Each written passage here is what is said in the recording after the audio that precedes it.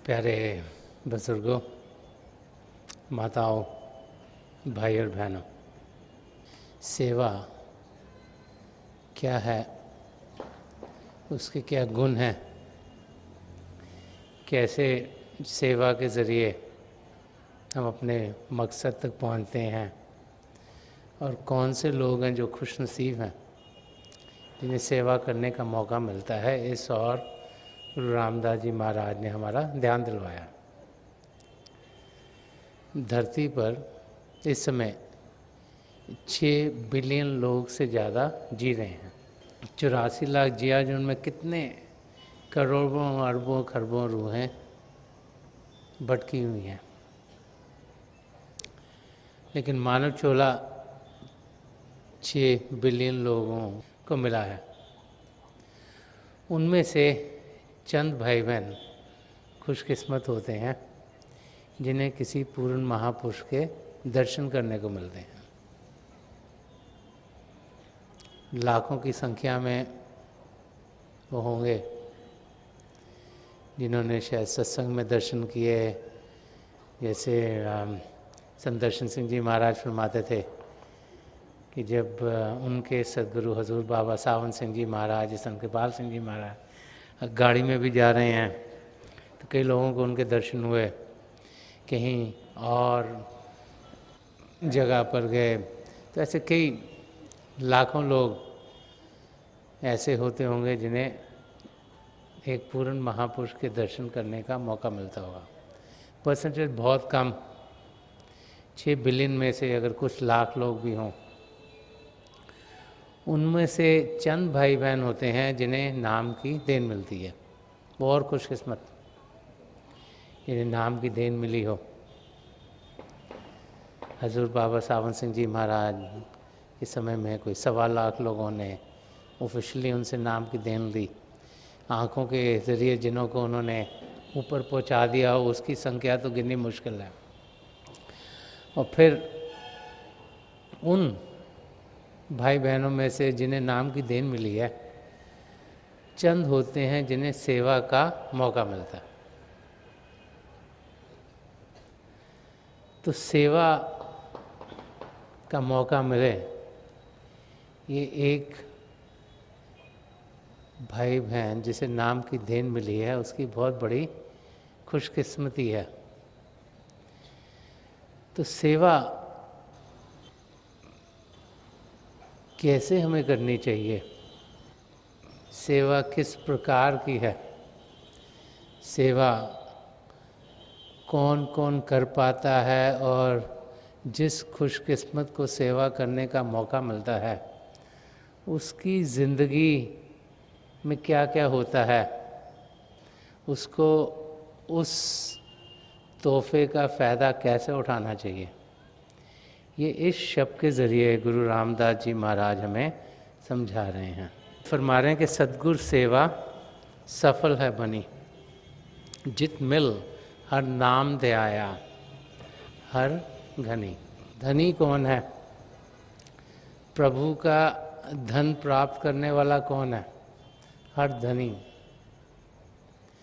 जिस मिल हर नाम ते आया, कि जब हम सिमरन के ज़रिए, ध्यान टिकाने के ज़रिए शब्द के साथ जुड़ते हैं और फिर शरीर से ऊपर उठ पाते हैं, पिंडांड ब्रह्मांड पार ब्रह्म को पार के सचखंड में पहुंचते हैं, और आत्मा का मिलाप पहले अपने सद्गुरु में होता है, फिर वो हमें पिता परमेश्वर में, हरि में मिला देते हैं। तभी सब जहानों का धन हमें मिलता है, तभी हम धनी कहलाते हैं। अगर इस जिंदगी में आकर पिता परमेश्वर को जाना नहीं, पहचाना नहीं, उनसे मिले नहीं, तो फिर इस दुनिया का जितना भी धन कमा लें, जितनी भी शोहरत कमा लें, वो बेकार है। यही बार बार बार महापुरुष हमें समझाते चले आए। तो यहाँ पर हमें गुरु रामदास जी महाराज समझा रहे हैं कि सतगुरु सेवा सफल है बनी। कि एम क्या है? एम तो है आत्मा का मिलाप परमात्मा में करवाना। और उस एम को पूरा कैसे किया जाए कि एक पूर्ण महापुरुष की हमें संगत में आकर नाम की दान मिलने के बाद सेवा करने का मौका मिले। तो सेवा 4 किस्म की होती है, तन की, धन की, मन की और सुरत की। तो तन की सेवा किस किस्म की हुई?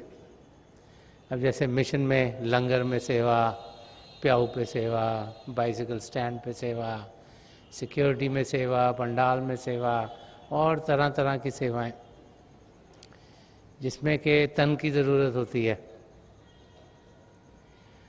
जो भाई बहन इस किस्म की सेवा में लगे होते हैं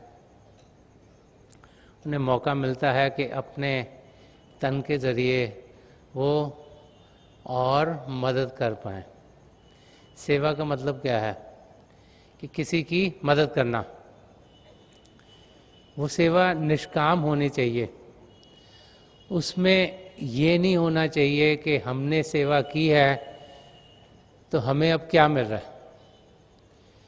जब हम इस भाव से सेवा करते हैं कि हमें इसका कुछ फ़ायदा होगा तो वो सेवा नलीफाई हो जाती है, रिद्ध हो जाती है। तो सेवा निष्काम भाव से होनी ज़रूरी है। जब हम सेवा कर रहे हों, किसी भी कार्य में लगे हों जिसमें कि तन की ज़रूरत है। अब हज़ारों लाखों लोग सत्संग के प्रोग्रामों में आते हैं, उन्हें बैठाना, आराम से बैठाना, चाहे कोई बाहर ट्रांसपोर्टेशन में लगा हुआ है, किसकी गाड़ियाँ ठीक से पार्क हो जाएं, मोटरसाइकिल रखे जाएं, साइकिलें रखी जाएं, उनको पानी मिले, वो लंगर छक सकें और तरह तरह की सेवाएं, ताकि जो भाई बहन मिशन के साथ जुड़े हैं उन्हें महापुरुषों के वचन सुनने को मिले। वो भाई बहन जिनका ध्यान दुनिया की चीज़ों में लगा हुआ है वो वहाँ से हटकर पिता परमेश्वर में लगे, तो वो सेवा तन की सेवा है। के साथ साथ दूसरी सेवा धन की है कि हम में से कई भाई बहन ऐसे हैं और बहुत से हैं जिन्हें प्रभु ने बहुत कुछ दिया, पिता परमेश्वर की दया में हुई। असंत कृपाल सिंह जी महाराज ने एक नियम हमें अपने आप को पिता परमेश्वर के पास ले जाने के लिए बाकायदे किसी रोज़ाना अभ्यास करने के लिए कहा। तो उन्हें एग्जाम्पल लेके कहा कि 10% दिन का समय हम अभ्यास में दें। तो वो 10% क्यों आया, कहाँ से आया? कि बार बार महापुरुष समझाते हैं कि जो हमारी कमाई है उसका 10वां हिस्सा हम सेवा में दें। अपनी अपनी सच्चाई की कमाई का हिस्सा सेवा में लगाना, ये एक बहुत बड़ी सेवा है। तीसरी सेवा मन की है। मन की सेवा, मन बुद्धि का इस्तेमाल करना। जो लोग पढ़े लिखे हैं, जिनकी समझ है, वो मन के ज़रिए कोई मिशन के लिटरेचर में काम करता है, कोई आजकल के टाइम में सत्संगों की डी टेपिंग करके, चाहे उसे वीडियो में बनाओ, चाहे ऑडियो में बनाओ, चाहे किताबों में बचाओ, उस किस्म की सेवा जिसके ज़रिए के बुद्धि का इस्तेमाल हो, इंटेलिजेंस का इस्तेमाल हो और उसके ज़रिए हम औरों तक महापुरुषों के वचनों को पहुंचा सकें। चाहे वो पब्लिकेशंस हो, चाहे वो पीआर हो, जिसमें कि मन बुद्धि का इस्तेमाल हो। मन की सेवा के 2 हिस्से हैं। पहला हिस्सा तो ये है कि मन बुद्धि का इस्तेमाल हो और दूसरा ये है कि मन को ऐसी स्टेज तक पहुंचाना जिसमें कि उसका विश्वास अपने सद्गुरु में पूर्ण हो। ये मन की सेवा का दूसरा हिस्सा है। हम लोग मुंह से बोलते कुछ हैं, लेकिन हमारी समझ कुछ और ही होती है।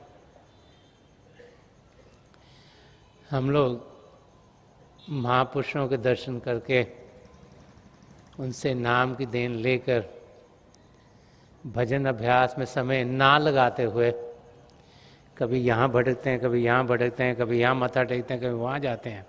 सोचते हैं शायद यहाँ से कुछ मिले, इधर से भी ले लो, यहाँ से मिले, इधर से भी ले लो, यहाँ से भी इधर ले लो। तो हमारा विश्वास अपने सद्गुरु में पूर्ण तरीके से नहीं रहता। क्यों? क्योंकि मन हमें भटका रहा है, कभी यहाँ भेजता है, कभी वहाँ भेजता है, कभी वहाँ भेजता है। तो मन उस अवस्था में हो जिसमें ये पूर्ण तरीके से हमारा विश्वास अपने सद्गुरु में हो, वो भी एक मन की सेवा है। हजूर बाबा सावन सिंह जी महाराज ये वाक़या अपने सत्संगों में सुनाते थे कि एक बादशाह था, उसका नाम था महमूद। उसके प्राइम मिनिस्टर था, मिनिस्टर्स थे, जैसा कि हर बादशाह के होते हैं, और बहुत से कर्मचारी थे, बहुत से सेवक थे। तो एक सेवक जिसका नाम अयाज था, उससे बादशाह बहुत प्यार करता था। तो जब बादशाह अयाज से बहुत प्यार करता था, तो जो आसपास के लोग थे वो अयाज को सोचते थे कि इससे बादशाह क्यों ज़्यादा प्यार कर रहा, कि अंदर घृणा पैदा होनी शुरू हुई। और फिर वो बादशाह को अयाज की कोई ना कोई उल्टी सीधी बात कर देते थे जब उन्हें मौका मिलता था। तो एक दिन बादशाह जब बहुत कुछ सुन चुका था, तो उसको लगा कि किसी तरीके से मैं इनको समझाऊं कि मैं अयाज से क्यों ज़्यादा प्यार करता हूँ। बैठक बुलाई, उसमें अपने प्राइम मिनिस्टर को बुलाया, अपने जो बाकी जो भी प्रतिनिधि थे अलग अलग जगहों के सबको बुलाया, और उनको बुलाकर बादशाह ने जहाँ बैठा था उसके सामने एक बड़ा खूबसूरत सा मेज़ था, उसके ऊपर एक प्याला जो हीरों से जड़ा हुआ था रखवाया, और साथ में एक बड़ा खूबसूरत सा एक डंडा मंगवाया। तो प्राइम मिनिस्टर से कहा कि डंडे से तुम इसको तोड़ दो। तो प्राइम मिनिस्टर कहा, जहाँ पना ये इतना खूबसूरत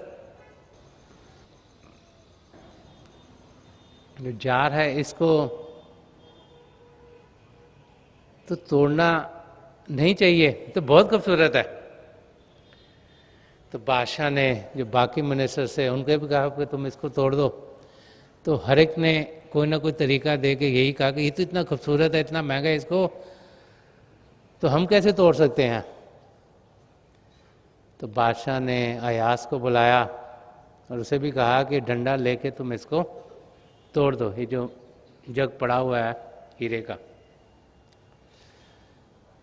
तो उसने डंडा उठाया, एकदम से तोड़ दिया, और जैसे उसने तोड़ा तो प्राइम मिनिस्टर और जो भी मिनिस्टर थे वो बोलना शुरू हो गए, तुमने ये क्या कर दिया, तुम तो मूर्ख हो, तुम्हारा को समझ नहीं, इतना ये महंगा कीमती जो ये जार है हीरों से जड़ा हुआ है, तुमने तो सब सत्यानाश कर दिया। और बादशाह ने भी गुस्सा दिखाकर उसको कहा कि तू बहुत मूर्ख है, तूने इतना कीमती जार कैसे तोड़ दिया। तो अयाज ने बड़े प्रेम से कहा कि जहाँ पर ना ये जार बहुत कीमती है, इसका मूल्य लगाना बड़ा मुश्किल है, लेकिन आपके जो वचन है वो बहुमूल्य हैं, उनकी कोई कीमत नहीं।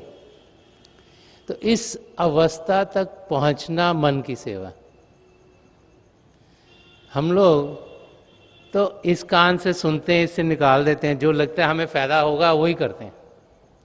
तो अपने सद्गुरु में पूर्ण विश्वास होना, ये जानना कि उनका हर शब्द हमारे लिए बेहतर होगा, उस अवस्था तक पहुंचना ही मन की सेवा है। मन हमें बहुत भटकाता है, कभी यहाँ लेके जाता है, कभी वहाँ लेके जाता है, कभी वहाँ लेके जाता है, कभी वहाँ लेके जाता है। हमें जानना चाहिए कि हर पल हर क्षण हमारे लिए जो कुछ होता है वो हमारी बेहतरी के लिए होता है। हमारे क्या कर्म है हमें मालूम नहीं, क्यों हम किस स्टेज में से जा रहे हैं हमें मालूम नहीं। तो जब हमें नाम की देन मिलती है तो हमारे सद्गुरु हमें संभालने का वादा करते हैं। वो चाहते हैं हम अपनी मंजिल तक पहुँचें। उनकी यही ख्वाहिश है कि जिस मकसद से हम इस धरती पर आए हैं कि हमारे सारे कर्म कट जाएं, वो पूर्ण हो, ताकि हमारी आत्मा का मिलाप परमात्मा में हो और हम 84 लाख जिया जून से छुटकारा पाने। तो सेवा मन की, जिसमें कि मन हमारे कंट्रोल में हो, जिसमें कि मन हमारा भटके नहीं, जिसमें कि मन को पूर्ण विश्वास अपने सद्गुरु में हो, वो एक बहुत बड़ी सेवा है जो हम अपने लिए कर सकते हैं। और चौथी सेवा है सुरत की सेवा, कि अपनी आत्मा की ओर ध्यान दें। बार बार हमें समझाया गया है। और हजूर बाबा सावन सिंह जी महाराज भी फरमाते थे कि शरीर को तब तक खुराक ना दो जब तक आत्मा को उसकी खुराक ना मिले। तो आत्मा की खुराक क्या है? भजन करना, सिमरन करना, शब्द के साथ जुड़ना। कि हम रोज़ाना बाकायदगी से समय निकालें और अपनी सूरत की सेवा करें। ध्यान बाहर से हटाकर अंदर की ओर करें। कब होगा? जब हम सिमरन को पक्का कर पाएंगे। जब हमारा सिमरन सही तरीके से चलेगा तभी हमारा ध्यान टिक पाएगा, और जब ध्यान टिक पाएगा तभी हम शरीर से ऊपर उठने के लायक होंगे। क्योंकि अगर ध्यान टिकेगा तो रोशनियाँ, आसमान, सितारे, चंद्रमा, सूर्य को पार करते हम अपने गुरु के नूरी स्वरूप तक पहुँचेंगे, और फिर उनकी मदद से हम अंदर की दुनिया में जाने के लायक होंगे। तो सूरत की सेवा, अपने आप को एकाग्र करना, शरीर से ऊपर उठना, उस अवस्था में पहुंचना जहां पर हम अपने गुरु के नूरी स्वरूप तक पहुंचे, वो सेवा हमारे हिस्से की है, वो हमने करनी है, वो हम में से सब कर सकते हैं। और वो भाई बहन जो बाकायदगी से रोज़ाना समय भजन अभ्यास के लिए निकालते हैं, वो अपनी मंजिल तक ज़रूर पहुंचेंगे। तो यहाँ पर गुरु रामदास जी महाराज हमें ये समझा रहे हैं कि सतगुरु सेवा सफल है बनी। हर एक किस्म की सेवा, चाहे हम मन से सेवा कर रहे हैं, बाहर की चीज़ों में लगे हुए हैं, तन से सेवा कर रहे हैं, सूरत की सेवा हर एक इंसान कर सकता है। हमें अंदर की दुनिया में बढ़ना है, समय निकालना है ताकि हम मंजिल तक पहुंच पाएं। और फरमारे जित मिल हर नाम त्याया, हर धनी। कि सदगुरु जो मिलता है तो क्या होता है? ये किस मिलने की बात कर रहे हैं? पहले तो हम सदगुरु के बारे में जानकारी किसी से पाते हैं, फिर सत्संगों में आते हैं, फिर भारी रूप से उन्हें देखते हैं, फिर सत्संगों के जरिए हमारा ध्यान पिता परमेश्वर की ओर लगता है, फिर हम नाम की देन के लिए आते हैं। जब हमें नाम की देन मिलती है तो फिर हम अंदर में उनके नूरी स्वरूप को पाते हैं। नामदान के दिन ही उनका नूरी स्वरूप यहाँ शिव नेत्र पर टिक जाता है। और जब हम एकाग्र होकर बैठते हैं, बाकायदगी से बैठते हैं, रोज़ाना बैठते हैं, तो उस स्टेज तक पहुंच जाते हैं जब अपने गुरु के नूरी स्वरूप तक पहुँचें। और फिर वही मिलन सदगुरु का मिलन है। अंदर की दुनिया में जब हमारी आत्मा उनके नूरी स्वरूप का अनुभव करती है तो जित मिल हर नाम ते आया। वो कैसे मिलता है? जब हम सिमरन करते हैं, मन को शांत करते हैं। सिमरन क्या है? प्रभु के नाम का जाप जो हमें देते हैं नामदान के दिन। तो वो मन ही मन हम करते हैं, हमारा मन शांत होता है, हम यहाँ एकाग्र हो सकते हैं और तभी हम पिता परमेश्वर के हर धनी जो कुछ इस धरती पर पाने के लिए आए वो सब हमें मिल जाता है। जब वो हमें अंदरूनी यात्रा पर ले जाते हैं, सचखंड में पहुंचाकर हमारी आत्मा का मिलाप परमात्मा में करा देते हैं। यहाँ पर गुरु रामदास जी महाराज हमें ये समझा रहे हैं, सेवा भाव कितना ज़रूरी है और उसके ज़रिए क्या क्या हम पा सकते हैं। इस जहाँ का और उस जहाँ का दोनों का धन जो अपनी आत्मा को 84 लाख जिया जुन से छुटकारा दिलवाना। आगे फरमा रहे हैं, जिन हर जपया तिन पीछे छूटी घनी। फरमा रहे कि जिन्होंने प्रभु के नाम का जाप किया, जिन्होंने सिमरन किया, तो उनसे जो मन माया का मोह है वो छूट जाएगा। अभी मुश्किल क्या है कि मन के जरिए मोह इस दुनिया के साथ हमारा लगा हुआ है। काम, क्रोध, लोभ, मोह और अहंकार ने हमें घेरा हुआ है।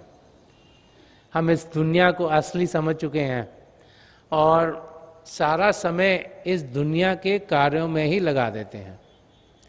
अगर सोचें कि सुबह से शाम तक हमने क्या किया तो हम देखेंगे कि हमारा सारा समय इस दुनिया की किसी ना किसी चीज़ में निकल जाता है। हम इस धरती पर पिता परमेश्वर को पाने के लिए आए हैं, ये हम भूल जाते हैं। तो यहाँ पर गुरु रामदास जी महाराज समझा रहे कि जिन हर जपया, कि जिन जिन भाई बहनों ने सिमरन किया, प्रभु के नाम का जाप किया, भजन अभ्यास किया, अपने ध्यान को बाहर से हटाकर अंदर की दुनिया में पहुँचे, तिन पीछे छूटी घनी, के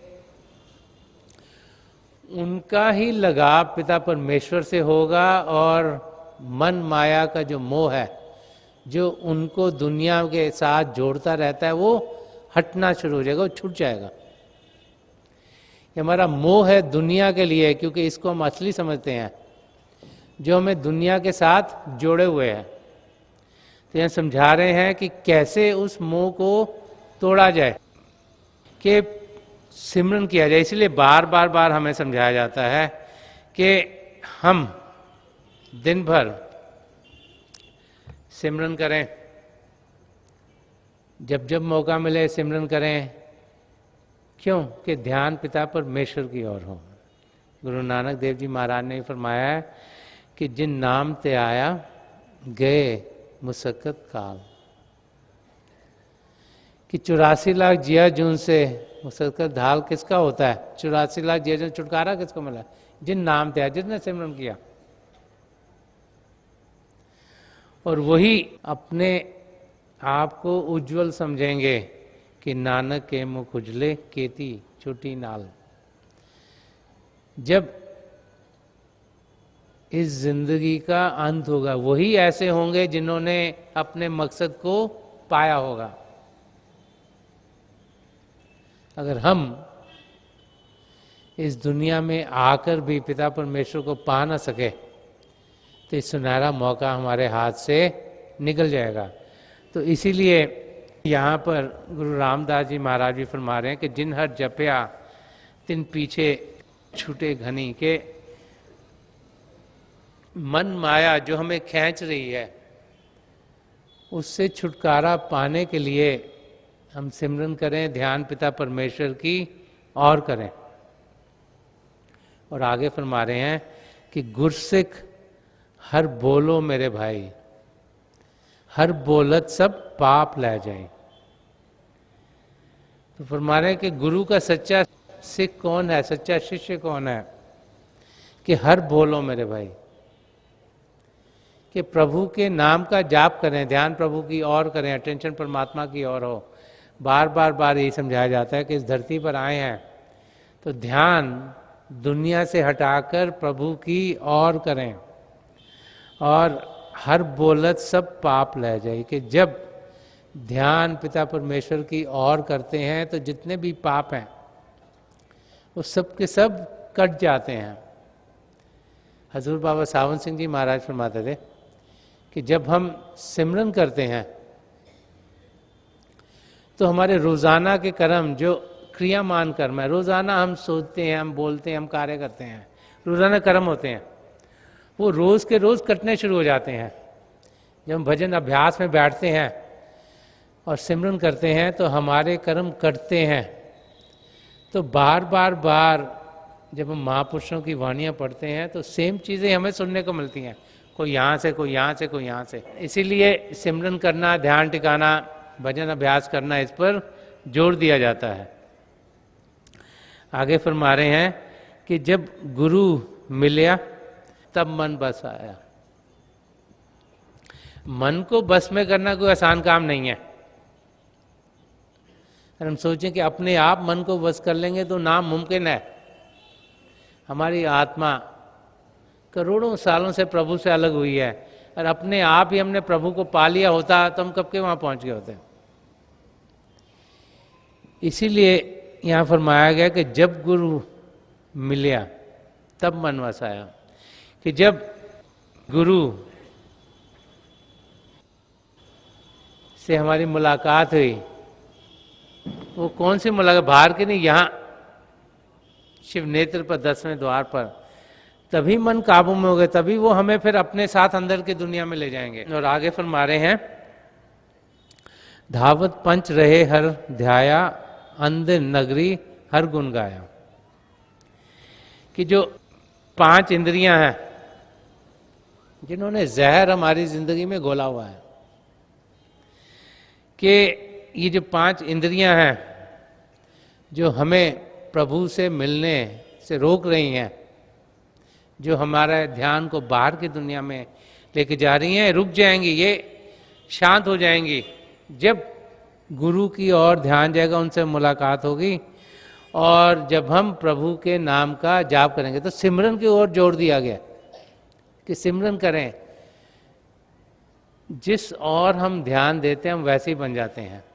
तो प्रभु के नाम का जाप करें।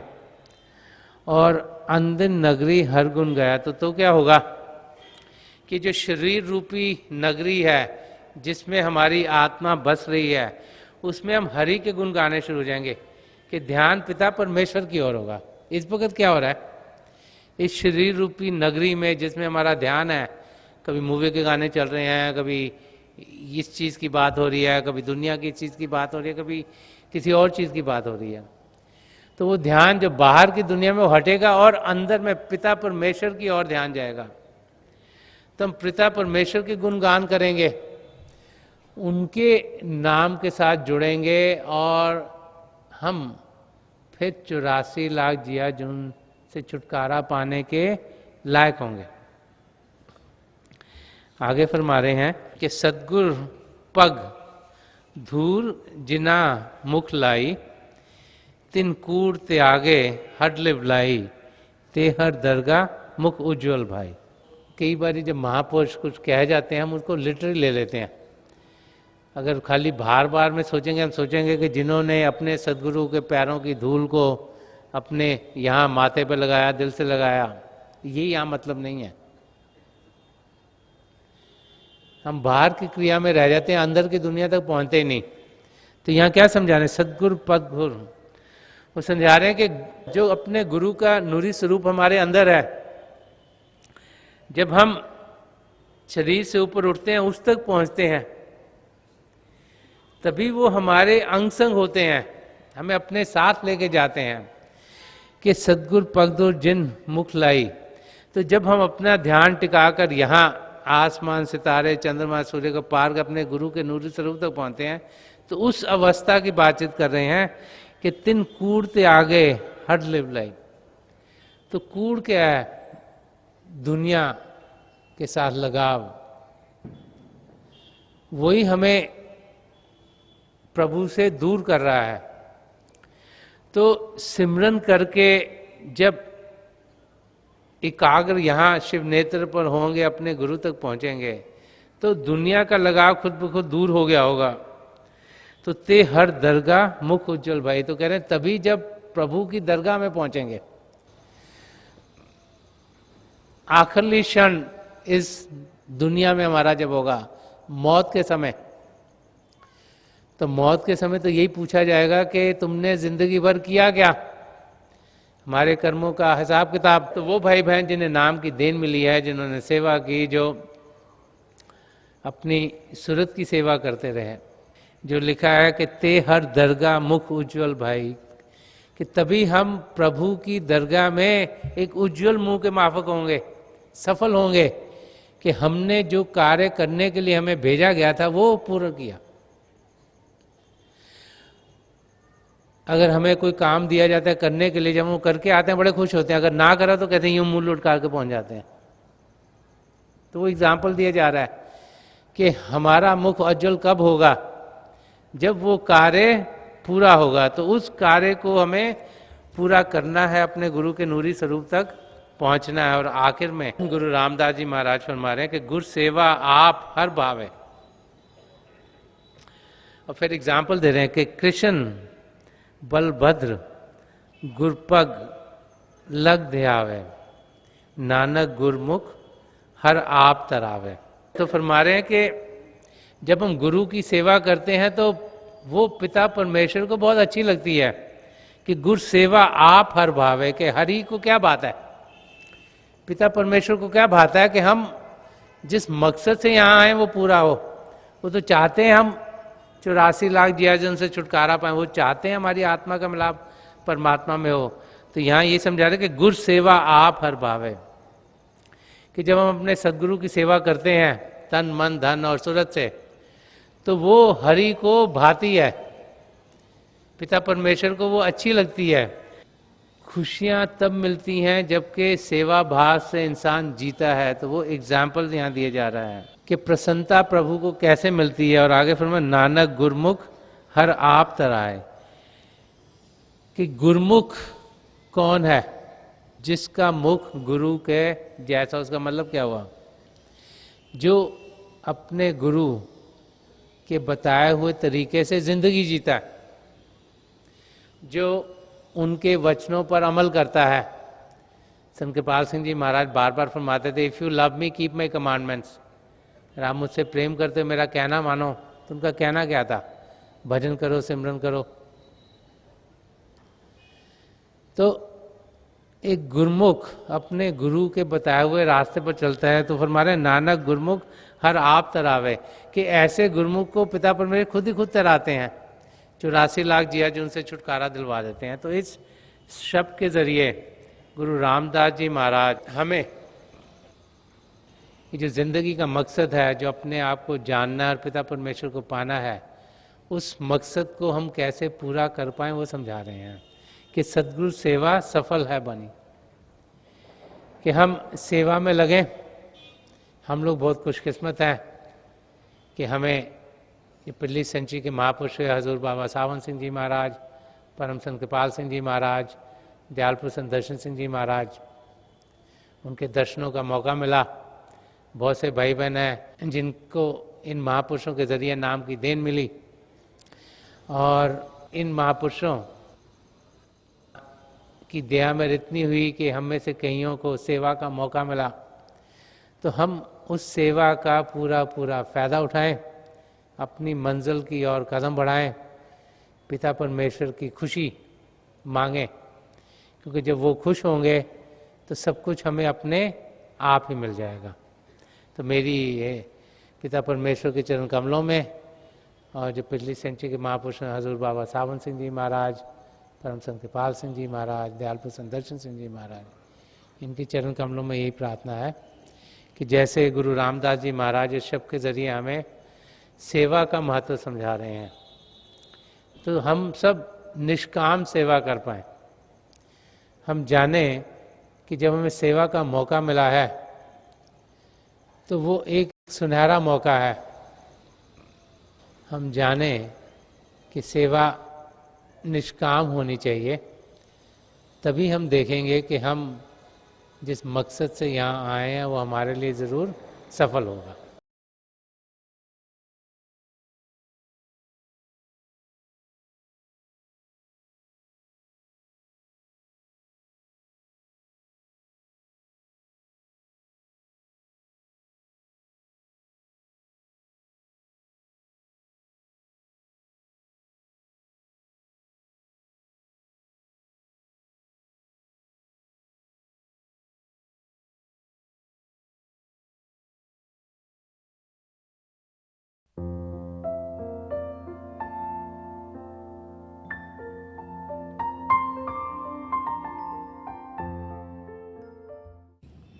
तो थोड़ी देर के लिए हम सब अभ्यास के लिए बैठ जाएं। आप जहाँ भी बैठे हैं आराम से बैठिएगा, अपनी आंखें बंद कर लीजिएगा।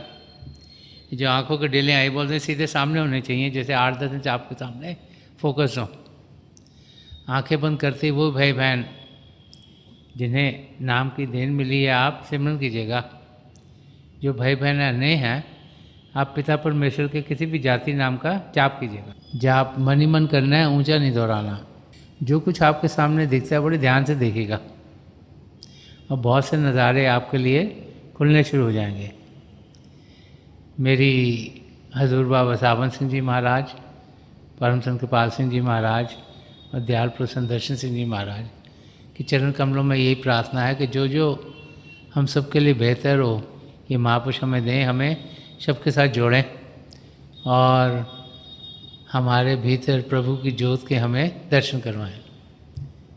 थोड़ी देर में मैं आपको इस बैठक से उठाऊंगा और मेरी शुभकामनाएं आप सबके साथ हैं।